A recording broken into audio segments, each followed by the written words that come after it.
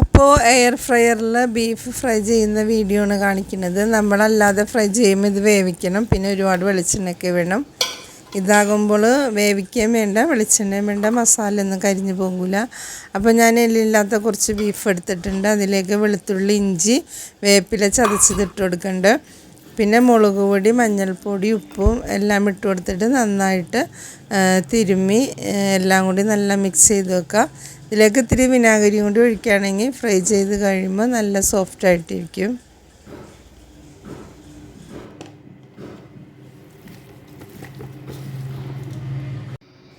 അപ്പോൾ എല്ലാം നന്നായിട്ട് മിക്സ് ചെയ്തെടുത്തിട്ടുണ്ട്. ഇനി എയർ ഫ്രയറിൻ്റെ പാനിൽ കുറച്ച് വെളിച്ചെണ്ണ തേച്ച് കൊടുക്കുക.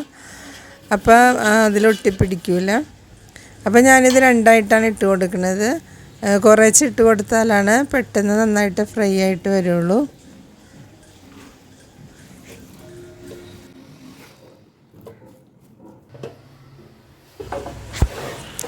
ഇനി ഇത് എയർ ഫ്രയറിലേക്ക് വെച്ച് കൊടുക്കുകയാണ്. അപ്പോൾ 200 ഡിഗ്രിയിൽ തന്നെ ഇടണം. ബീഫായതുകൊണ്ട് നല്ല വേവുണ്ട്.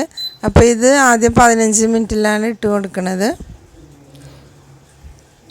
15 മിനിറ്റ് കഴിഞ്ഞിട്ട് വേണമെങ്കിൽ നമുക്ക് വേവനുസരിച്ച് എത്ര സമയം വേണമെങ്കിലും പിന്നീട് ഇട്ട് കൊടുക്കാം.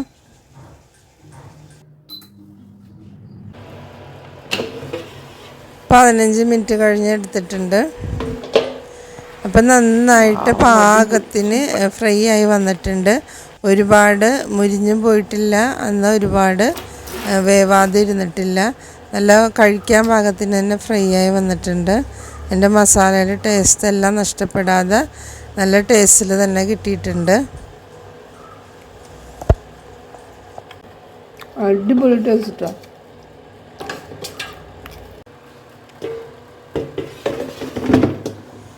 ബീഫ് വെന്തിട്ടുണ്ട്, എന്നാലും ഒന്നും കൂടി മുറുകി കിട്ടാൻ വേണ്ടിയിട്ട് ഞാൻ വീണ്ടും 15 മിനിറ്റും കൂടി വെച്ചു. പക്ഷെ അതിൻ്റെ ആവശ്യം ഉണ്ടായില്ല. അപ്പോൾ ഓവറായിട്ട് ഫ്രൈ ആയി ചെറുതായ രീതിയിൽ കരിഞ്ഞ പോലെ വന്ന്. അപ്പോൾ ആദ്യം വിട്ട 15 മിനിറ്റ് തന്നെയാണ് കറക്റ്റ് പാകം.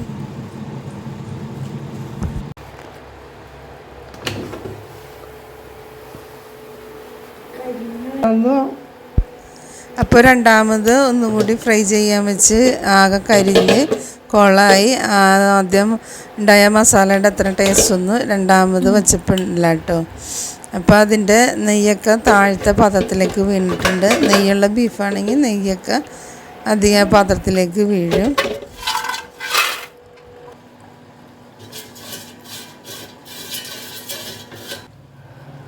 അപ്പോൾ ബാക്കി വന്ന ബീഫും കൂടി ഞാൻ ഫ്രൈ ചെയ്തെടുക്കുകയാണ്. അപ്പോൾ ആദ്യം ഇട്ട പോലെ രണ്ടാമത് വെച്ച് കൊടുക്കണില്ല. ആകെ 15 മിനിറ്റ് മാത്രമേ ഫ്രൈ ചെയ്യണുള്ളൂ.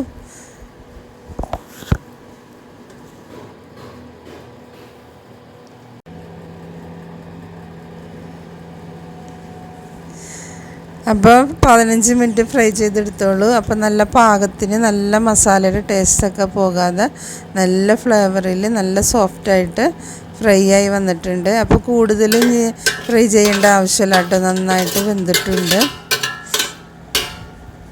അപ്പോൾ ഇതേപോലെ ബീഫൊക്കെ അച്ചാറിടാൻ വേണ്ടിയിട്ട് ഇനി വെളിച്ചെണ്ണയിൽ വറുത്ത് കോരേണ്ട ആവശ്യമില്ല. ഇതിലും ചെറുതായിട്ട് നുറുക്കിയിട്ട് എയർ ഫ്രയറിൽ ഫ്രൈ ചെയ്തെടുത്താൽ മതി.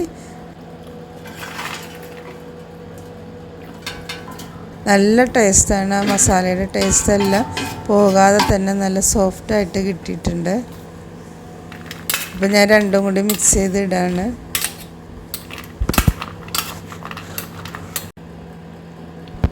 ബീഫ് എല്ലാം ഫ്രൈ ചെയ്ത് കഴിഞ്ഞപ്പോൾ അതിൽ നിന്നുള്ള നെയ്യാണ് താഴത്തെ പാത്രത്തിൽ കാണുന്നത്. അപ്പം നമുക്ക് സവാളൊക്കെ വേണമെങ്കിൽ താഴത്തെ തട്ടിലേക്ക് ഇട്ട് കൊടുക്കുകയാണെങ്കിൽ നെയ്യ് കിടന്ന് വാടി കിട്ടും. അപ്പോൾ പിന്നെ വേറെ വെളിച്ചെണ്ണ ഒഴിച്ച് കൊടുക്കേണ്ട കാര്യമില്ല.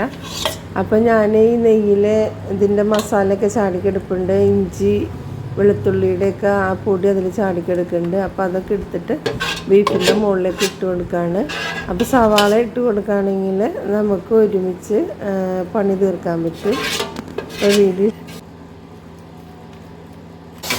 അപ്പോൾ ഈ വീഡിയോ ഇഷ്ടമായെങ്കിൽ സബ്സ്ക്രൈബ് ചെയ്യുക, ഷെയർ ചെയ്യുക, കമൻറ്റ് ചെയ്യുക. ഇതേപോലെ ചെയ്ത് നോക്കിയിട്ടില്ലെങ്കിൽ ഇതേപോലെ ഒന്ന് ട്രൈ ചെയ്ത് നോക്കാം കേട്ടോ.